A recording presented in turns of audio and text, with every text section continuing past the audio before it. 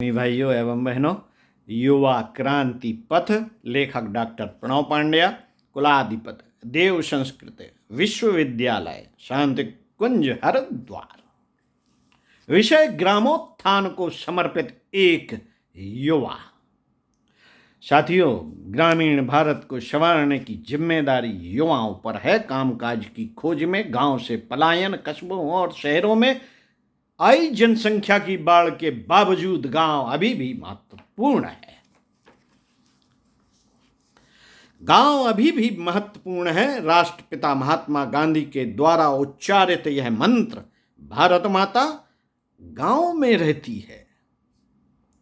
भारत का दर्शन गांव में होता है। कल भी सच था, आज भी सच है और कल भी सच रहेगा। ये बड़ी बड़ी कंपनियां टूट जाएंगी, ये गुरुदेव की भविष्यवाणी में कहा गया है।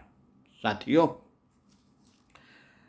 गांव पूरे देश के लिए अन्न, शाक, फल की व्यवस्था करते हैं। शहरों की चमक दमक कितनी ही क्यों ना चौंधियाए, पर गांव का किसान जब तक हमारा पेट नहीं भरता सब कुछ फीका है। सबके जीवन जुटाने वाले गांव के लोग ही यदि जीवन विहीन होने लगे तो यह देश के लिए लज्जा की बात है। गांव का विकास, ग्रामीण संसाधनों का प्रबंधन, ग्रामीण सामाजिक व आर्थिक स्थिति को सुधारने के प्रयास राष्ट्रीय जीवन की नैसर्गिक आवश्यकता है। बड़ा दुख होता है कि जब कस्बों शहरों से लोग महानगरों की ओर पलायन करते हैं और दूसरों के आगे घुटने टेकते हैं, जबकि सारी सुविधाएं हमें गांव में प्राप्त हैं और हमें वहीं से आगे बढ़ना चाहिए। साथियों, गांव का विकास, ग्रामीण संसाधनों का प्रबंधन, ग्रामीण सामाजिक व आर्थिक स्थिति को सुधारने के प्रयास राष्ट्रीय जीवन की नैसर्गिक आवश्यकता है। इसे पूरा करने के लिए युवाओं को फिर से गांव की ओर मुड़ना पड़ेगा और मुड़ना चाहिए। समय रहते मुड़ना चाहिए। मजबूरी में तो जाने कितने लोग भागते हैं फिर गांव की तरफ। अभी कोरोना में जाने कितने भाग गए थे, फिर धीरे धीरे आने लगे। आदत खराब हो चुकी है ना। साथियों, शहरों में बसने वाले युवाओं की ही भांति ग्रामीण युवाओं का भी उच्च शिक्षा, तकनीकी ज्ञान के शोध अनुसंधान पर पूरा हक बनता है। यह हक उन्हें मिलना ही चाहिए, परंतु इन युवाओं के सीखे हुए ज्ञान का उपयोग केवल बहुराष्ट्रीय कंपनियां करती रहें, यह न जायज है और न उचित। केवल कुछ रुपए और थोड़ी सी सुविधाओं के लिए अपनी मिट्टी की सौंधी खुशबू को भूल जाना किसी भी तरह से ठीक नहीं। गांव से मुंह मोड़ लेना अपने जीवन की जड़ों को काटने जैसा है। इसे किसी भी तरह से रोका जाना चाहिए। गांव की नींव यदि मजबूत बनी रही तो शहर के कंगूरे भी चमकते रहेंगे। अपने गांव की नींव को मजबूत करने के लिए लापोड़िया गांव के लक्ष्मण सिंह ने कुछ ऐसा किया, उससे देश के दूसरे गांव और वहां के युवा बहुत कुछ सीख सकते हैं। लक्ष्मण सिंह का लापोड़िया गांव आज अपनी उजड़ी परंपरा को हरा भरा करने के कारण ही चर्चा में नहीं, बल्कि जैव समन्वय की अनूठी मिसाल भी बना हुआ है। पिछले कुछ सालों में बादलों ने राजस्थान को कई बार परेशान किया। बचे एक साल में जो बरसात हुई वह महज दम भर लेने की थी। गांव के गांव इस मार से बिलबिला उठे। लोग घर बार छोड़कर शहर भागने लगे, लेकिन इस सब के बीच अपना माथा मजबूती से उठाए रखा इस गांव ने, जिसे सरकारी दस्तावेजों में 35 साल पहले अकाल प्रभावित क्षेत्र का दर्जा दिया गया था। दरअसल इन सालों में इस गांव के युवाओं ने लक्ष्मण सिंह के नेतृत्व में प्रकृति से लड़ने के बजाय उससे जुड़ने का तरीका खोज निकाला। इस लंबी यात्रा ने उसे अपनी जड़ों तक पहुंचाया। नतीजा यह है कि आज जयपुर के 70 किलोमीटर दूर पर बसा यह गांव लापोड़िया सबको लोकरीति और लोकनीति से प्रकृति को अपने वश में करने का हुनर बांट रहा है। प्रकृति में कोई काम बगैर धीरज के फल नहीं देता। लापोड़िया गांव तो बहुत पहले टूट चुका था, इसके खेत उजड़ गए थे, गोचर सूख रहा था और उसके 3 तालाब भी पाल टूटने के कारण नष्ट हो चुके थे। इस बुरे दौर में अनेकों परिवार गांव छोड़ गए, पर उस समय युवा लक्ष्मण सिंह ने हिम्मत नहीं हारी। उन्होंने वाजाप्ता घोषणा की कि मैं लक्ष्मण सिंह गांव लपोड़िया का रहने वाला हूं, जात पात में विश्वास नहीं करता, हालांकि मैं राजपूत जाति का हूं, मेरे पूर्वज शिकारी रहे हैं, पहले मैं भी मांस खाता था। एक दिन जब मैं 25 साल का था तो मांस खाते समय मेरे मन में आया कि प्राणी प्राणी को मारकर खा गया, अब बचा ही क्या।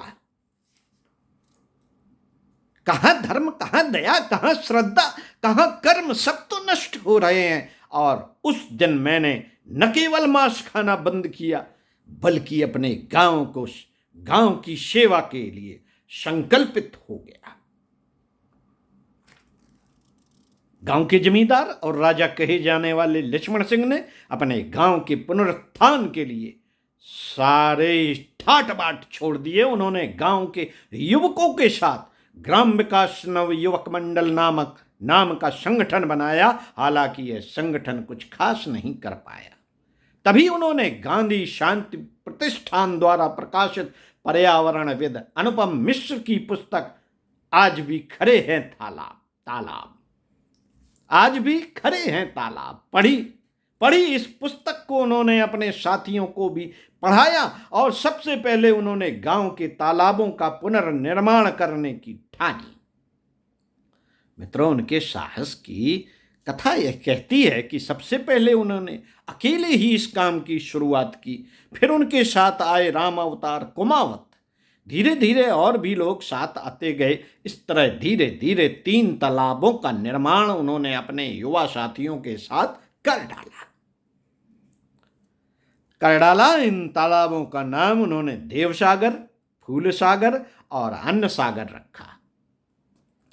मित्रों, इन तालाबों से उनके गांव की खुशहाली लौटने लगी, पर लक्ष्मण सिंह के मन में माता प्रकृति और उनकी संतानों के प्रति आदर भाव बना रहा। इसी के चलते उनने और अब साथी युवाओं ने नियम बनाया कि पहले 2 छोटे तालाब केवल पक्षियों के लिए होंगे।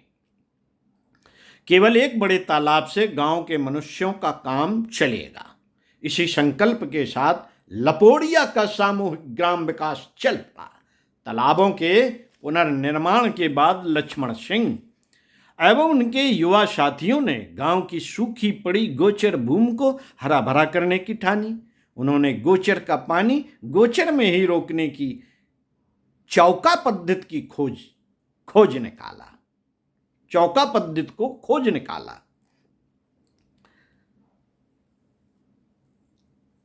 साथ ही लापोड़िया के युवकों ने यह नियम बनाया कि गोचर में कोई कुल्हाड़ी लेकर नहीं जाएगा और जीवों को मारने पर पाबंदी लगी। युवाओं के साथ बनाए नियमों को बुजुर्गों ने भी आदर से माना और फिर बाप दादों के मुंह से सुनी यह कहानी सभी को सच लगने लगी कि यहाँ की गोचर के इतने पेड़ थे कि गांव के युवक पेड़ पर चढ़ने की प्रतियोगिता में हिस्सा लेते थे। अपने इस अद्भुत प्रयास में जुटे लक्ष्मण सिंह को गांव के लोगों ने भरपूर आदर दिया। यहाँ के लोग इन्हें आदर से बाना जी कहते हैं और इनकी हर बात को मानने के लिए तैयार रहते थे। इनके और इनके युवा साथियों की मेहनत का सुफल है कि आज लापोड़िया गांव हरा भरा है। इस गांव में दाखिल होते ही पहले यह लिखा मिलेगा, खुला चिड़िया घर। साथ ही लिखित हिदायत भी मिलेगी कि यहाँ खुले में विचरते जानवरों, फुदकते उड़ते पक्षियों का शिकार दंडनीय अपराध है। दरअसल लापोड़िया में पिछले कई वर्षों से पेड़ काटने और वन्य जीवों का शिकार करने पर पाबंदी है। बिना किसी चौकीदारी के चल रही यह व्यवस्था पूरी तरह से अचूक है।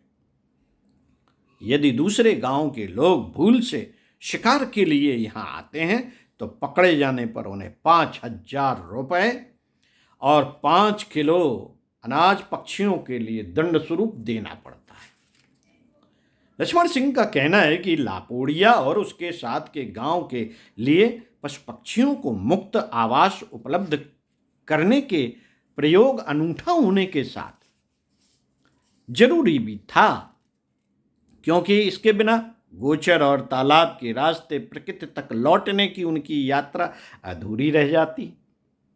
अब तो प्रकृति के साथ जुड़कर जीने की कला में यहाँ के लोग इतने माहिर हो गए हैं कि पशु पक्षियों के गोचर व बीट को इकट्ठा कर खेतों की खाद बना लेते हैं।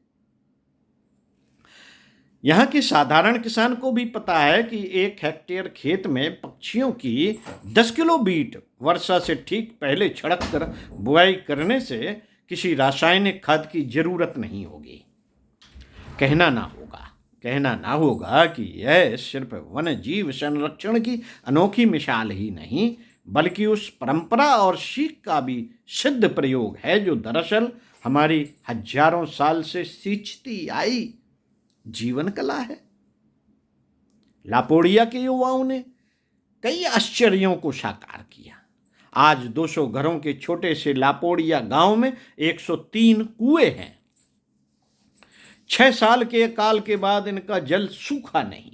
लापोड़िया और आसपास के गांवों में करीब 40 तालाब ऐसे हैं जिनका पानी किसी मौसम में नहीं सूखता। गांव के पुराने झगड़े आपसी संवाद से मिट चुके हैं। पुलिस और कचहरी का चक्कर लगाने के बदले लापोड़िया के लोग अब साल भर आने वाले त्योहारों में मिलकर गाते नाचते हैं, गुलाल उड़ाते हैं, शहनाई ढोल बजाते हैं। यह आनंद की वर्षा यहाँ पर संभव हो सकी है तो युवाओं के साहस भरे सत प्रयास से। अब तो स्थिति यह है कि नई पीढ़ी के युवक युवतियां ग्राम पूजन के काम में लग चुके हैं। जरूरत उनके इस काम को देशव्यापी बनाने की है, जिसका प्रसार मीडिया जगत और उसमें क्रियाशील युवा चेतना को करना है। ओम शांति।